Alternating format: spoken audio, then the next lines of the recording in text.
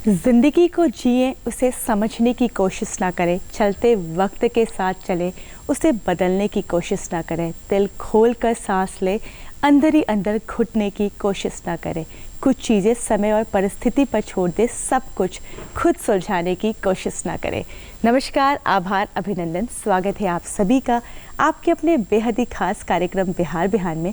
और आज की सुबह मैं हूं आपके साथ, आपकी दोस्त और होस्ट शक्ति, और आप सभी को शक्ति की बेस्ट वाली मॉर्निंग विशेस। लोग क्या कहेंगे? दर्शकों, यह वह वाक्य है जिसके इर्द गिर्द हमारी पूरी ज़िंदगी गुजर जाती है, और असल मायने में इस वाक्य का हमारे जीवन से कोई लेना देना नहीं होता। फिर भी यह वाक्य हमारे जीवन को इस तरीके से प्रभावित करती है कि हम कोई भी काम करने से पहले, किसी भी चीज़ को करने से पहले हमारे मन में ये विचार ज़रूर आते हैं कि लोग क्या कहेंगे, लोग क्या सोचेंगे। और हम इतने ज़्यादा इससे प्रभावित हैं कि हम क्या चाहते हैं, हमारी ज़रूरतें क्या है, हमारी काबिलियत क्या है, ये इस दिखावे में कहीं दबी सी रह जाती है। और शायद यही कारण है कि इतने प्रगतिशील होने के बावजूद, इतने विकासशील होने के बावजूद, इतनी सारी सुख सुविधाएं होने के बावजूद भी हम खुश नहीं हैं, परेशान हैं, हताश हैं, अंदर ही अंदर घुट रहे हैं। वो कहते हैं ना कि खुश रहना आसान है, लेकिन दूसरे को दिखाना कि हम खुश हैं काफ़ी मुश्किल होता है। इसलिए दर्शकों, इन जो भी व्यर्थ की बातें हैं कि लोग क्या कहेंगे, लोग क्या सोचेंगे, उन सारी चीज़ों से ऊपर उठे और आपका दिल क्या चाहता है, आपको क्या करना चाहिए, क्या करने की ज़रूरत है, क्या करने की आवश्यकता है, उस पर ध्यान दें। फिर देखिए ज़िंदगी कैसे सरल और सुंदर हो जाती है। और कहते हैं कि ज़िंदगी को सरल और सुंदर बनाने का एक और अच्छा तरीका है कि आप अच्छी अच्छी बातें सुने और अच्छी अच्छी बातें एक दूसरे के साथ साझा करें। इसलिए हर रोज़ हम बिहार बिहान की शुरुआत हमेशा एक अच्छे से विचार से करते हैं, ताकि हमारे दर्शक उसे सुनकर, समझकर अपनी ज़िंदगी को एक नया मोड़ दे सके। तो चलिए आज भी कार्यक्रम की शुरुआत करते हैं और नज़र डालते हैं महात्मा गांधी जी द्वारा कहे इस अनमोल वचन पर। कहते हैं, बात करने से बात बनती है, बात ना करने से बातें बनती है, जो मौसम की तरह बदलने लगती है, कभी ठंडी तो कभी गर्मी, कभी बारिश तो कभी आंधी। इसीलिए एक खुद से बात कीजिए, अपनों से बात कीजिए, लोगों से बात कीजिए, अच्छी अच्छी बातें साझा करें। इसलिए आज के कार्यक्रम में भी हम अपने विशेष अतिथि से बात करेंगे मौसम के बदलते मिजाज के बारे में, उनके जीवन के, उनके बचपन के खट्टे मीठे पलों के बारे में, यादों के बारे में, साथ ही साथ उनके ज्ञान से, उनके अनुभव से कई महत्वपूर्ण जानकारियाँ भी प्राप्त करेंगे। तो चलिए स्वागत करते हैं हमारे आज के विशेष अतिथि का।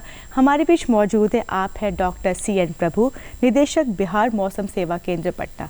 प्रभु जी, आपका तहे दिल से स्वागत है हमारे कार्यक्रम बिहार बिहार में। नमस्कार, आपको भी शक्ति जी, और बिहार के दूरदर्शन के सभी वीक्षकों को मेरा नमस्कार। जैसा कि हमने कहा कि बात करने से बात बनती है, बेशक आपसे बहुत सारे पहलुओं पर बातचीत करेंगे, लेकिन सबसे पहले आपको आपके उस दौर में ले जाना चाहेंगे जहां से आपने इस मुकाम की शुरुआत की, जहां से आपने सपने देखने की शुरुआत की।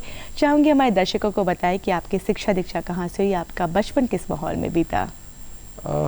जैसे मैंने बताना चाहता हूँ, मैं साउथ से हूँ, कर्नाटक से पले बड़े व्यक्ति हूँ। छोटे शहर से मेरा प्राथमिक शिक्षा, माध्यमिक शिक्षा एक सरकारी स्कूल में हुई, और उसके बाद जाने माने मैसूर शहर के एक अच्छे कॉलेज जो युवराजा कॉलेज कहते हैं, उसमें मेरे भौतशास्त्र और गणित और भूविज्ञान के विषय में पदवी हासिल की। उसके बाद मैंने स्नातकोत्तर पदवी भी लिए अन्वयिक भूविज्ञान में। उसके बाद का मोड जो है वो बहुत इंटरेस्टिंग है। तब तक हम मौसम के बारे में जानते थे, पढ़ते थे, काम करने का मौका तब भी मिलने का वक्त आया था।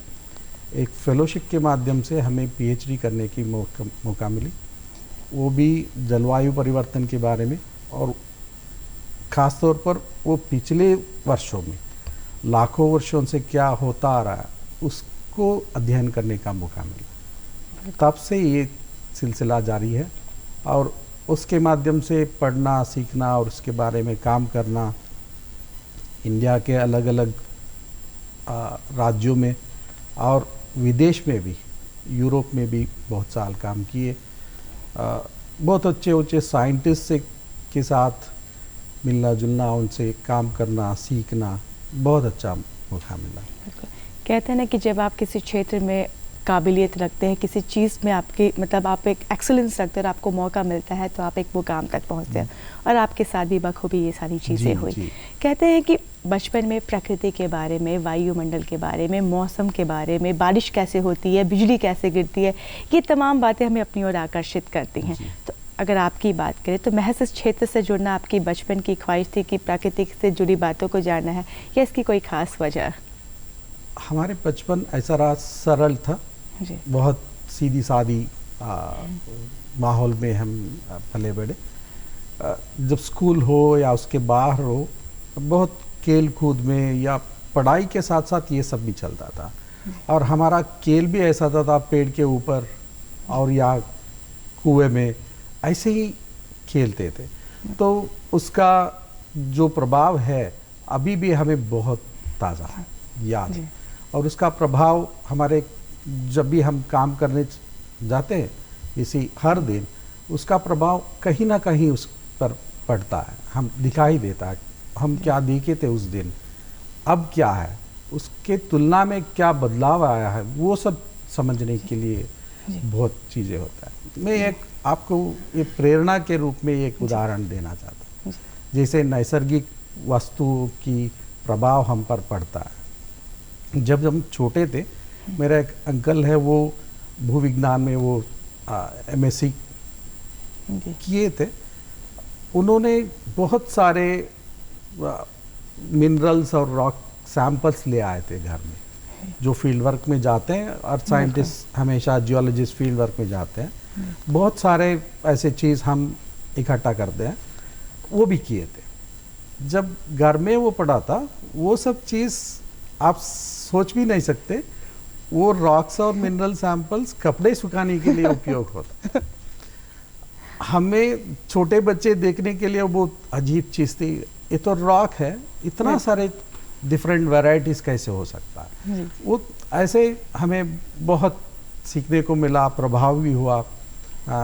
उसके आगे आगे उसी साइंस में पढ़ने के लिए मौका भी मिला, वो सब बहुत यादगार चीज़। बिल्कुल, जैसे कि मैंने अभी जिक्र किया कि बचपन में सब कुछ चाहता है कि जानना कि मौसम कैसे बदलते हैं, बारिश कैसे होती है, ये मेरे मन में भी सवाल था। और आज आप मौसम विभाग से जुड़े हुए वहाँ पे कार्यरत हैं, तो बेशक बताना चाहूँगी कि आप हमारे दर्शकों को बताएं मौसम विभाग किस तरीके से कार्य करता है, ये सारी चीज़ें कैसे पता की जाती हैं? मौसम विभाग ऐसा काम करती है, या कोई भी मौसम विभाग में काम करने वाला साइंटिस्ट ऐसे काम करते हैं। हमें आंकड़ा इकट्ठा करना पड़ता है, हम खुद हर जगह जाके देख नहीं सकते, इसलिए हम आजकल क्या करते हैं कि इलेक्ट्रॉनिक्स के माध्यम से हम कुछ सेंसर्स को इधर उधर रख देते हैं, उसके माध्यम से हर घंटे हर मिनट का मौसम बदलते हुए मौसम का आंकड़े को इकट्ठा करते हैं, उसको विश्लेषण करते हुए, और साथ ही साथ हमारी क्षेत्र का ही नहीं दुनिया भर का डेटा इकट्ठा करते हैं, और उसके लिए उपग्रह का उपयोग करते हैं और जहाज के उपयोग करते हैं, जो ओशन के बारे में डेटा चाहिए वो सब इकट्ठा करके बहुत अत्याधुनिक प्रौद्योगिकी के माध्यम से हम इसको विश्लेषण करते हैं।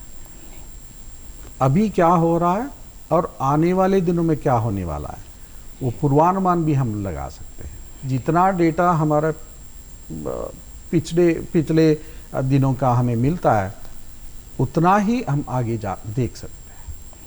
वो सब उसके लिए मैथमेटिकल मॉडलिंग कहते हैं, बहुत सारे एनालिसिस करना पड़ता है। तो उसके बारिश कहाँ ज़्यादा होने वाला है या कम पड़ने वाला है, उसका तीव्रता क्या होगा, या टेम्परेचर तापमान में कब गिरावट आएगी या चढ़ेगी, हवा की दिशा गति, ये सब हम चीज़ पहले ही देख सकते हैं, और उसके प्रभाव क्या होगा वो भी बता सकते हैं। कह सकते हैं कि विज्ञान ने इन सारी चीज़ों को आसान कर दिया है। जिस तरीके से हम मतलब आगे क्या होगा, किस तरीके से क्या चीज़ें हो रही है, हम विज्ञान के तहत अनुमान लगा सकते हैं। विज्ञान का इस क्षेत्र में साथ कितना सकारात्मक है, और आगे और क्या कुछ बदलाव आने की संभावना है? बहुत अच्छा प्रश्न पूछा आपने। पिछले दिनों में भी ये सब पूर्वानुमान लोग लगाते थे, इस नक्षत्र से इस दिशा से हवा चलने से बारिश होगा, या इस नक्षत्र दिखने से आपका गर्मी बढ़ेगी, ये सब चीज़ें बहुत पुराने इसका पुराना बहुत लंबा इतिहास है। आप सुना होगा वराह मिहिर का, उनका बड़े बड़े किताब है बृहद संहिता, ये सब बहुत, ये सब मैथमेटिक्स है, उसमें साइंस भी है, वो हमें समझना चाहिए। और उसी दिशा में हम सोचते हैं और उसको अत्याधुनिक या विज्ञान में जो तरीके हैं उसको उपयोग करते हुए हम आजकल उस मौसम के बारे में जानकारी हासिल करना या पूर्वानुमान देना या चेतावनी देना, ये सब काम कर रहे हैं। इसमें बहुत बहुत सीखने को मिलता है। पहले दिनों में क्या होता था, लोग जो महसूस करते थे उसी को रिकॉर्ड करते थे।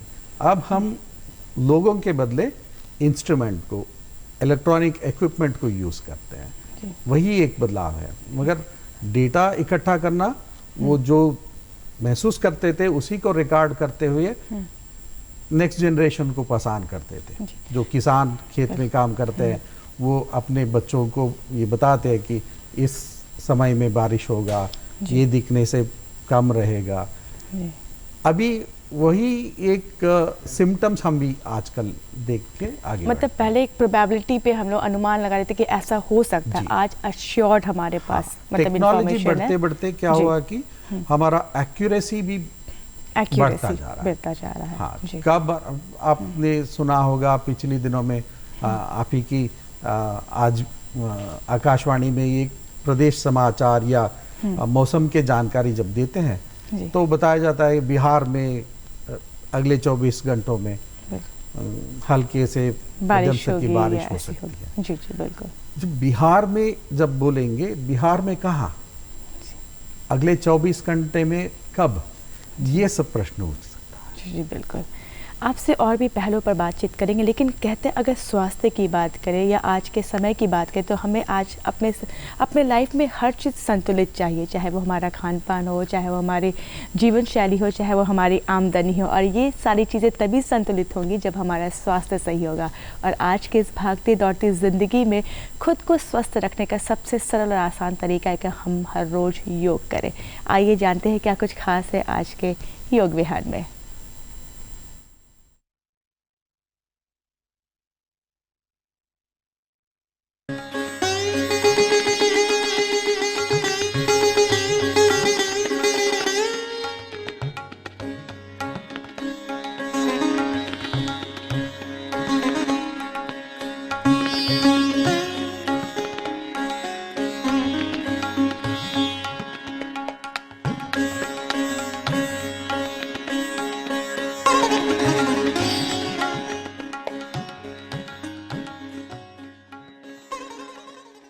नमस्कार, बहुत बहुत स्वागत है आपका बिहार बिहान के इस योग सेगमेंट में। आज हम बात करेंगे तुला दंडासना के बारे में। तुला दंडासना से होने वाली बेनिफिट्स। तुला दंडासना से आपका पैर में स्ट्रेंथ बहुत ज़्यादा आता है, आपके अपर स्पाइन और लोअर स्पाइन में बहुत ही ज़्यादा पावर देता है, आपके लेग्स में, थाइज में और आपके आर्म्स में बहुत ज़्यादा पावर जनरेट करता है, आपको बहुत ही स्ट्रेंथन करता है।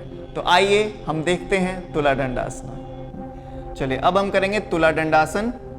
दोनों हाथ को सांस लेते हुए ऊपर उठाएंगे, हाथों की उंगलियों को लॉक करेंगे और सांस छोड़ते हुए नीचे जाएंगे। पीछे से लेफ्ट लेग को ऊपर उठाएंगे, बॉडी को एकदम एक स्ट्रेट लाइन में रखेंगे और 5 बार लंबी सांस लेंगे। तुला दंडासना करने से आपको रीढ़ की हड्डियों में आराम मिलता है, आपके लिवर पैनक्रियाज को डिटॉक्स करता है, व्यायाम होता है आपका एकदम अंदर से और आपके नर्वस सिस्टम को अच्छा रखता है। नाउ स्लोली ऊपर आएंगे सांस लेते हुए, नाउ सांस छोड़ते हुए स्लोली डाउन। दूसरा पैर ऊपर उठाएंगे। ब्लॉक्ड आर्टरीज, जो भी आपके हार्ट में ब्लॉक आर्टरीज रहता है उसको एकदम प्रिवेंट करता है। कार्डियक प्रॉब्लम जितना भी होता है उसको एकदम रूटीन वाइज क्लियर करता है बॉडी से। नाव स्लोली सांस लेते हुए ऊपर आएंगे और दोनों हाथों को साइड से सांस छोड़ते हुए नीचे लाएंगे।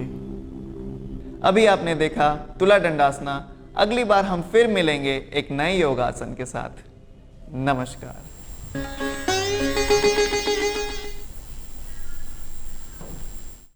इस छोटे से अंतराल के बाद आपका पुनः स्वागत है बिहार बिहान में, और बातचीत के लिए हमारे बीच मौजूद है डॉक्टर CN प्रभु, निदेशक बिहार मौसम सेवा केंद्र पटना। जैसा कि प्रभु जी अभी हमने योग सेगमेंट में देखा कि योग किस तरीके से हमें हमारे शरीर को स्वस्थ रखता है, हमें किस तरीके से मानसिक एवं शारीरिक रूप से स्वस्थ रखता है। ऐसे में आपसे जानना चाहूँगी कि आज के समय में योग करना या अपने जीवन में योग को शामिल करना कितना ज़रूरी है? योग बहुत ज़रूरी है। हम जो भी काम करते हैं या उठते बैठते खाना पीना, इन सब में योग का कोई ना कोई योगदान है उसमें, और उसको अपनाना हमारे लिए, स्वास्थ्य के लिए, हमारे जो भी एक्टिविटीज़ होते हैं उसके लिए बहुत महत्वपूर्ण है। उपयोग भी मिलता है उसका। हम कुछ भी खा ले पी ले वो सब अलग है।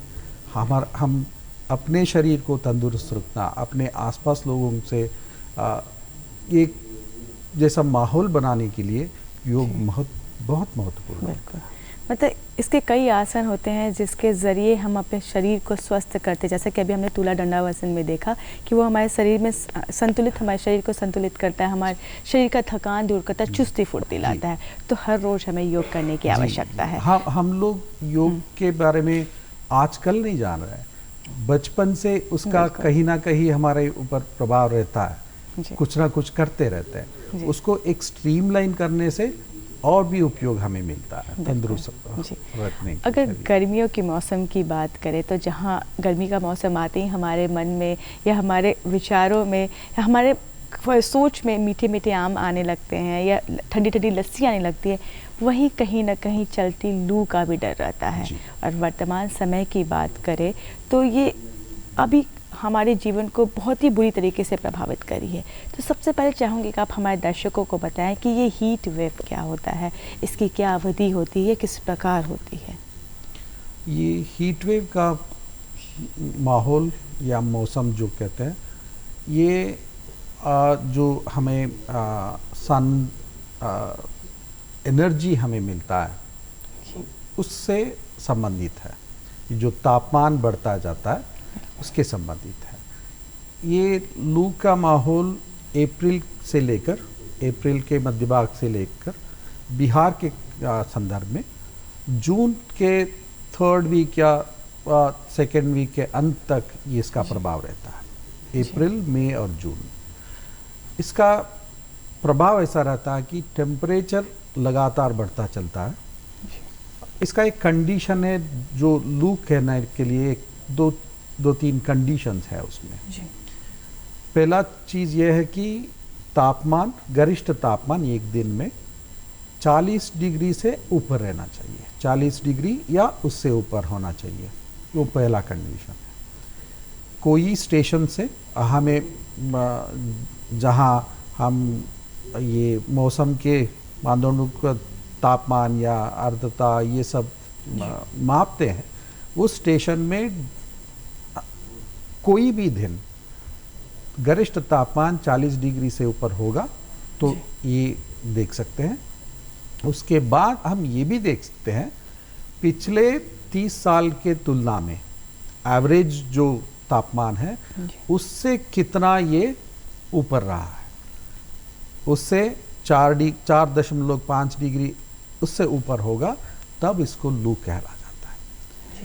ये सब आम जनों के लिए मन में आना बहुत मुश्किल है। इसीलिए हम क्या कहते हैं, हम ये सब देखते हुए लोगों को चेतावनी देते हैं टेम्परेचर इतना बढ़ने वाला है या इससे आपको असुविधा होने वाला है। और डिफरेंट अलर्ट्स भी जारी किए जाते हैं। जी हाँ, उसमें ऑरेंज अलर्ट होगा, येलो अलर्ट होगा, रेड अलर्ट होगा। जब रेड अलर्ट होगा वो जानलेवा हो सकता है। इसका प्रभाव कैसा रहेगा आम जनों पर, यह है कि पहला चीज यह है कि निर्जलीकरण होगा, डिहाइड्रेशन जो कहते हैं आप, वो पहला प्रभाव होगा।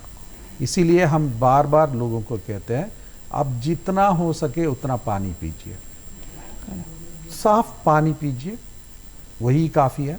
अगर आपको सुविधा है नींबू पानी पीजिए या कोई भी जूस पी लीजिए। एरेटेड ड्रिंक का कम उपयोग कीजिए, नारियल पानी पी सकते हैं जो नैसर्गिक तरीके से उपयोग उपलब्ध है, उसको पीने से हमें डिहाइड्रेशन होने से बच सकते हैं। आप एक उदाहरण दे सकता हूँ, आप ही के एक सहयोगी कोलकाता में न्यूज़ रीडिंग करते हुए वो बेहोश हो गई थी हीट वेव की वजह से। लोग सोचते हैं कि सिर्फ बाहर काम करने वालों से ये प्रभाव होता है, ऐसे नहीं है। जहाँ हम बैठे हैं वही डिहाइड्रेशन होता है। तो उसी को, वो लू के प्रभाव को कम करने के लिए पहला चीज़ हमें ये करना है कि जितना हो सके उतना लगातार पानी पीता रहे। अगर आपको बाहर जाना है, आपको छत को यूज़ कर सकते हैं या टोपी पहन सकते हैं या शेड में जा सकते हैं। अगर काम करना ही है, जब सूरज बहुत तेज़ है तब आपका काम बंद करके जब वो कम होगा तब ही काम करना। ये सब चीज़ें हमें करना पड़ता है। लू ये आज इस वर्ष के संदर्भ में बोलना है। पिछले 2-3 साल से हम लगातार देख रहे हैं 1-2-3 दिन मैक्सिमम अप्रैल महीने में ऐसा टेम्परेचर रहा था। मगर इस साल लगातार पिछले हफ्ते देखे होंगे 5-6 दिन 40 डिग्री से ऊपर रहा है गरिष्ठ तापमान। तो इसके लिए, इसके प्रभाव से बहुत ये भी हो सकता है बिहार में बहुत सारे आगलगी की घटना भी हुआ। हो सकता है इसी का प्रभाव भी है उस पर, क्योंकि लगातार टेम्परेचर उतना 40 डिग्री से ऊपर हो और उसका प्रभाव तो ये सब पर चीज़ भी रहता है उसमें। लोग इसके लिए और एक बात है इसमें, लू के समय में बिहार में सिर्फ गर्मी ही नहीं बढ़ता है, तेज़ हवा भी चलता है। इस तेज़ हवा से क्या होता है कि कहीं भी थोड़ा आग लग गया वो तुरंत फैल जाता है। आगलगी की घटना जो भी आप देखें इस साल, बहुत सारे चीज़ इसी प्रभाव से हुआ है। एक तरफ से टेम्परेचर रेस करना और ये पछुआ हवा जो बोलते हैं आप, वो बहुत तेज़ी से चलना, इसके प्रभाव से लोग परेशान हैं। तो अगर अब हम कहीं बाहर निकलते हैं किसी काम से तो कोशिश करें कि खुद को डिहाइड्रेट रखें, मतलब अधिक से अधिक पानी पिए। और उसमें सर मतलब एरेटेड ड्रिंक नहीं आना चाहिए, नारियल पानी पिए, पानी पिए, मतलब ऐसी चीज़ें जिससे आपके शरीर को ताकत मिले। अगर जैसे कि जब गर्मी का मौसम आता था तो लोग खुद को रिलैक्स करने के लिए या गर्मी से बचने के लिए पहाड़ों पर जाते थे, लेकिन अब वर्तमान समय की बात करें तो पहाड़ों पर भी पारा 40 डिग्री सेल्सियस है। इस बढ़ती गर्मी का क्या मुख्य कारण है? मैं आपको और एक उदाहरण देना चाहता हूँ। आप बोल रहे या पहाड़ों पर चले जाते हैं, ये लू के प्रभाव उत्तर भारत में बहुत हमेशा रहा है। दक्षिण भारत में उसका प्रभाव हर जगह नहीं था, लेकिन इस साल जहाँ से मैं आता हूँ मैसूर में 40 डिग्री से ऊपर तापमान दाखिल किया गया। बेंगलुरु में ऐसा टेम्परेचर रिकॉर्ड हुआ है। तो मैं ये बोलना चाह रहा हूँ कि ये कोई एक प्रदेश से नहीं है, अब हर दिशा में आपको दिखाई दे रहा है। इसका मुख्य कारण यह है कि जो जलवायु परिवर्तन हम कहते हैं, क्लाइमेट चेंज, ये बड़ी चीज़ हमें दिखाई दे रहे हैं। उसके जो उसके प्रभाव से ये सब हो रहा है। आगे में ये देख सकते हैं कि ये क्लाइमेट चेंज अभी हो रहा है क्या? नहीं, ये कोई नई चीज़ नहीं है। बहुत साल से, बहुत लाखों साल से ये होता आ रहा है। मगर जितना तेज़ी से अब बढ़ रहा है क्लाइमेट चेंज, अभी जितना तेज़ी से हो रहा है उसका असर हमें दिखाई दे रहा है। उसका दुष्प्रभाव अधिक दिख रहा है। या the adverse effect that you can see in that. जी sir. Climate change is not new, but what is climate change then? Mainly the climate change ये है कि तापमान में या ये उष्ण जो सूरज से हमें मिलता है उसका डिस्ट्रीब्यूशन में व्यत्यय होना, वेरिएशन हो जाना। ये किस लिए होता है? आप लोग देखे होंगे वन कम हो गया और जो सरफेस वाटर लेक्स था वो सब कम हो गया और भवन निर्माण बहुत बढ़ गया है। कहीं देखिए रोड्स, बिल्डिंग्स वो सब बहुत बढ़ गया है। इस सब के प्रभाव से जो गर्मी हमें अर्थ सरफेस में मिलता है वो सब बाहर एटमॉस्फेयर में इकट्ठा हो रहा है।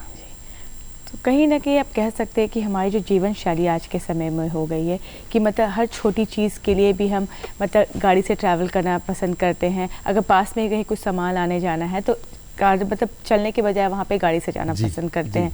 तो ऐसी कई सारी चीज़ें हैं जो कहीं ना कहीं जलवायु परिवर्तन को बढ़ावा दे रही है। आपसे और भी चीज़ों पर बातचीत करेंगे, लेकिन दर्शकों फिलहाल वक्त हो चला एक छोटे से अंतराल का। कहीं जाइएगा नहीं, बने रहिए बिहार बिहान के साथ।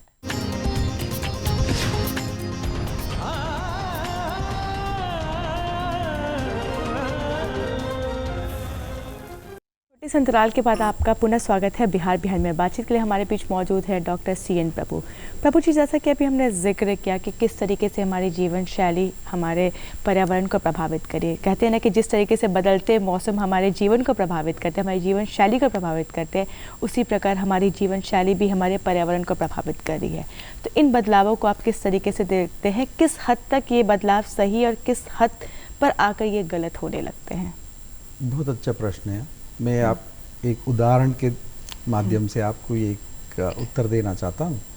आप देखे होंगे आजकल हम कहीं मंडी में जाते हैं, सब्जी मंडी में धनिया लेने के लिए गाड़ी का इस्तेमाल करते हैं। दूध लेना है गाड़ी में जाते हैं। वही काम जब पैदल जाके कर सकते हैं उसी को मशीन का इस्तेमाल कर रहे हैं। हम उस पर निर्भर हो रहे हैं।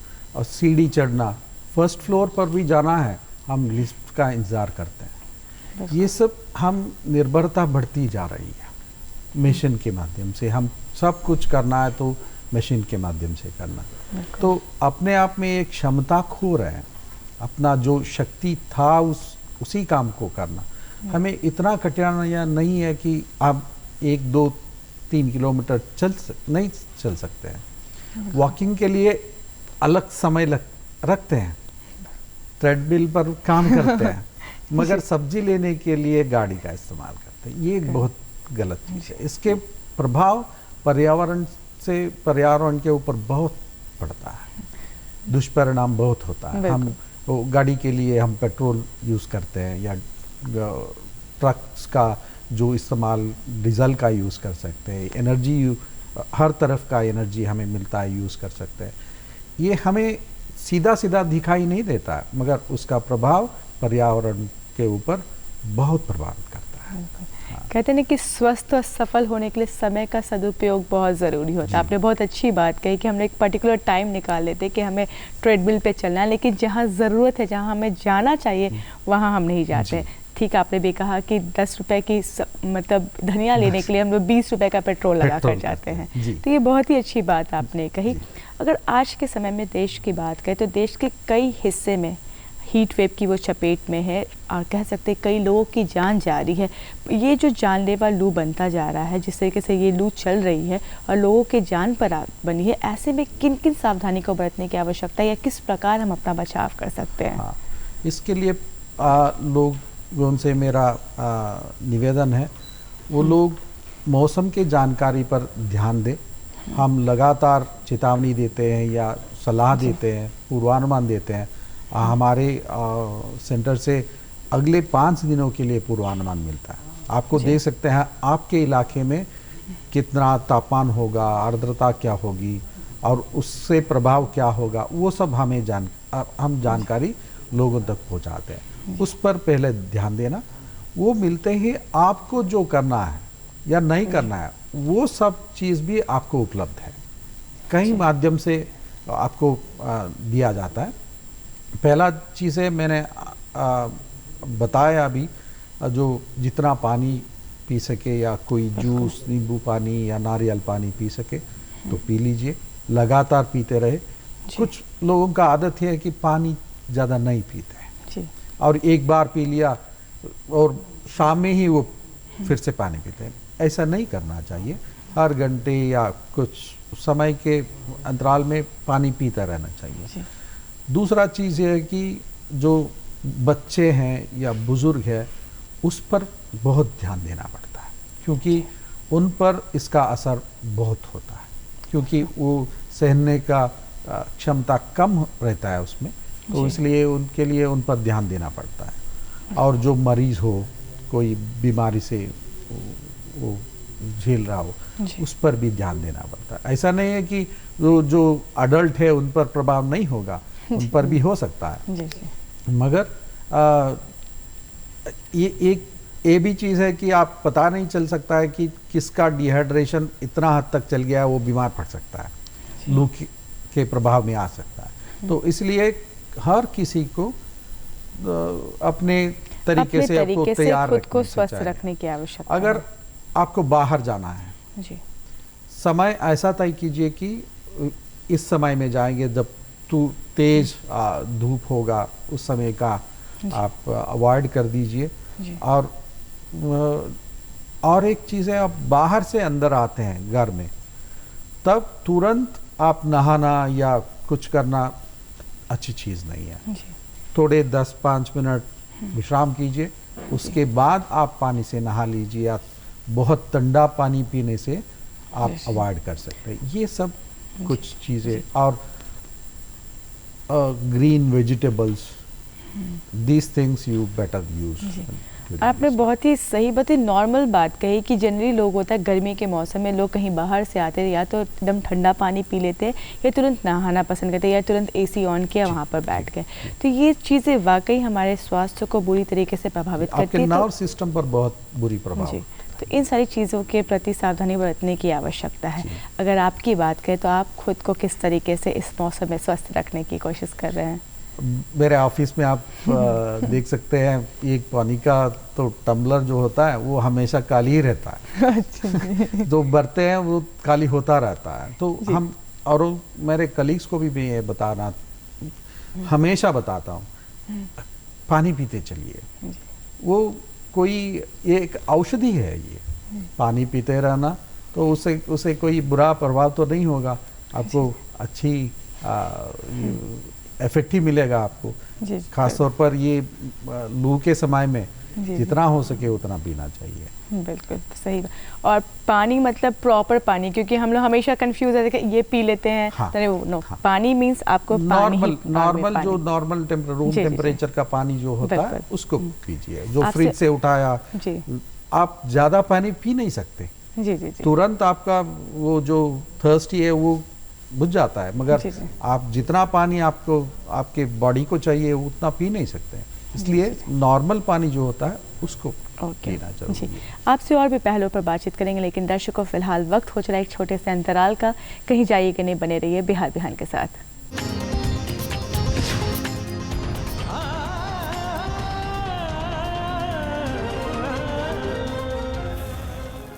इस छोटे से अंतराल के बाद आपका पुनः स्वागत है बिहार बिहार में।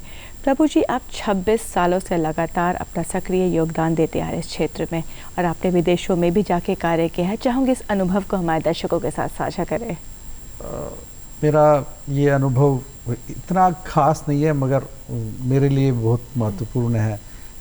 बहुत कुछ सीखने को मिला, कुछ काम योगदान देने के लिए भी ये मौका था। ऐसा है कि कुछ प्रदेश में जब काम कर रहे हैं, इंडिया में कहीं भी हम काम कर रहे हैं, India is a tropical reason.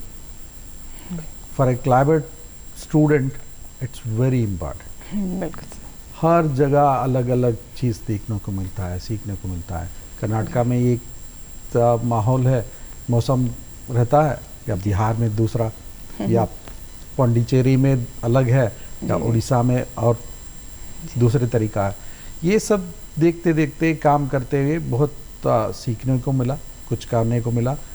उसके माध्यम से जब हम इंडियन इंस्टीट्यूट ऑफ साइंस में कुछ समय काम कर रहे थे, तब हमें मौका मिला कि यूरोप जाके यूरोपियन यूनियन में काम करने का। वहाँ भी बहुत बड़े साइंटिस्ट के साथ या उस ग्रुप के साथ नॉर्थ अटलांटिक ओशन के बारे में समझना, उस पर काम करने के मौका मिला। बहुत बहुत अच्छा एक्सपीरियंस मिला। वहाँ भी उन लोगों पर क्लाइमेट चेंज के क्या असर होता है उन आइबेरियन मार्जिन के लोगों पर, लाइक पोर्चुगल, स्पेन, फ्रांस, उस जगह के लोगों पर उसका प्रभाव भी एक तरफ का है, और यहाँ इंडियन ओशन का प्रभाव या उसके प्रभाव जो हमारे वेस्टर्न घाट्स पर है या हमारे लोगों पर है, जब जो लोग वहाँ रहते हैं, वो सब चीज़ स्टडी करने का और उसके माध्यम से हमें मौसम के बारे में जानने का। जैसे मैंने बताया, मौसम के बदलते हुए मौसम या क्लाइमेट चेंज जो कहते हैं, ये अभी नहीं हो रहा है, वो लगातार होते आ रहा है। उसको समझने से हम क्या कह सके कि आने वाले दिनों में जब ये होगा या जब अब हो रहा है, उसके संदर्भ में हम क्या कर सकते हैं, उससे बचने के लिए हम क्या कर सकते हैं। क्योंकि modern man is seeing this for the first time, such a big change. वो उन्हीं के प्रभाव से भी हो रहा है, जो हम काम कर रहे हैं उसी के प्रभाव से क्लाइमेट चेंज भी बढ़ रहा है। तो उससे कैसे बचना, उसको कैसे कम करना, जो हम कहते हैं कार्बन फुटप्रिंट को कम करना, या पर्यावरण में जो कार्बन डाइऑक्साइड है, मोनोऑक्साइड है, वो सब ग्रीन हाउस गैसेस को कैसे कम करे, या उसको pumping of those gases, how we can reduce. All these things we are studying and we are doing it for in this last 25 years. That is what I'm learning and practicing actually, sir. every day. कहते हैं sir कि पहले से सुविधाएं नहीं थी, आज सुविधाएं तो परेशानियां भी हैं, शायद इसीलिए कि हम उसका समाधान निकाल सकते हैं। जैसे मैं अब आपने सही पूछे, जब हम मेरे पीएचडी का काम शुरू किए तब पूरे डिपार्टमेंट में एक ही कंप्यूटर था। अब तो हमारे ऑफिस में हर एक आदमी के लिए एक कंप्यूटर है। वो इतना बदलाव आ गया है, कंप्यूटर भी है, लैपटॉप भी है, या टैब भी है, वो सब है, मगर उसका उपयोग जितना हम करें, उसका मैक्सिमम यूटिलाइजेशन, तभी हम उस पर सक्सेसफुल होंगे। ये तो थी आपके कार्य की बात है, आपके कार्यस्थल की बात है। अगर आपकी शौक की बात करें या फुर्सत के पलों में आप क्या कुछ करना पसंद करते हैं, चाहूँगी हमारे दर्शकों को बताएं। जब हम स्कूल कॉलेज में थे, ट्रकिंग में जाना बहुत पसंद आज भी है। मौका कम मिलता है, जब भी मौका मिलता है कोई फॉरेस्ट में घुस जाए या कोई पहाड़ पर चला जाए। चाहूँगी इस अनुभव को भी या इसकी कोई व्याख्या साझा करें। बहुत सारे चीज़ है, बहुत अच्छे बुरे एक्सपीरियंस भी है। जब फंस गए, कोई हाथी सामने से आ गया, जो वाइल्ड एनिमल्स को एनकाउंटर करते हैं, वो डर अलग सा ही है, आप बच नहीं सकते। तो लकी है हम उस माहौल से भी बचकर आ गए। मगर जब being in Karnataka, we have we are lucky that we have the Western Ghats. It's a dense forest, evergreen forest we have. You get into one place, you will be lost for 1 or 2, 3 days. You can be there without any contact or anything. That is little risky, but you will enjoy. You will have adventure over there, isn't it? It's mainly because we are all come out of the forests. Now we are in the cities. When I say we, not our generation, our previous generations were very close to the nature. We are losing that link. Actually, sir. आज भी जब गांव जाते हैं, आप देख सकते हैं कि आप लोग नेचर से कितना करीब है। हम लोग इससे डिटैच होके जी रहे हैं और स्ट्रगल कर रहे हैं। तो and that is the reason sir कि हम स्ट्रगल करें, क्योंकि अगर प्रकृति कहते हैं कि प्रकृति के साथ बिताया हर पल, कोई भी पल व्यर्थ नहीं जाता, क्योंकि प्रकृति हमेशा हर मोड़ पे हमारा मार्गदर्शन करती है।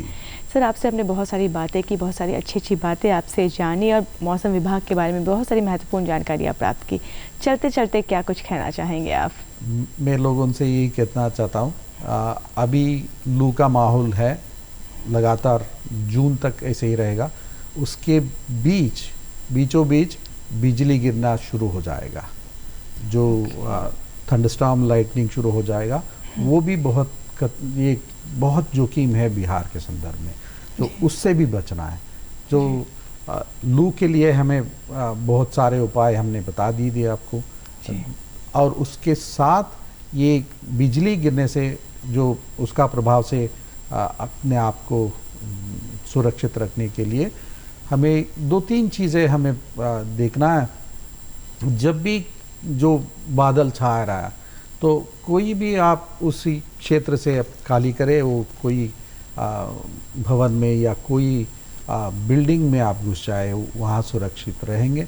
और कोई बारिश होने के समय में कोई पेड़ के नीचे खड़े होना, उससे बचिए, वो सब नहीं करना है, क्योंकि आप उससे और जोखिम में आ जाएंगे। तो ये सब छोटे छोटे चीज़ देखने से इस महीनों में आप खतरे से बाहर आ। आपने बहुत ही अच्छी जानकारी साझा की, जिससे हम खुद को स्वस्थ और सुरक्षित भी रख सकते हैं। इसके लिए आपका तहे दिल से धन्यवाद। थैंक यू शक्ति जी, नमस्कार। तो दर्शकों, ये थे हमारे आज के विशेष अतिथि, जिनसे हमने बहुत सारी बातें की, बहुत सारी महत्वपूर्ण जानकारियाँ भी प्राप्त की। इसी के साथ आपका वक्त हो चला आपको बताने का कि हमारा आज का कार्यक्रम आपको कैसा लगा, जिसके लिए ज़रूरी आपको हमारा पता नोट करना। और हमारा पता है निदेशक DD बिहार दूरदर्शन केंद्र पटना, फ्रेजर रोड पटना 800001, और हमारा email है director ddkpatna@gmail.com।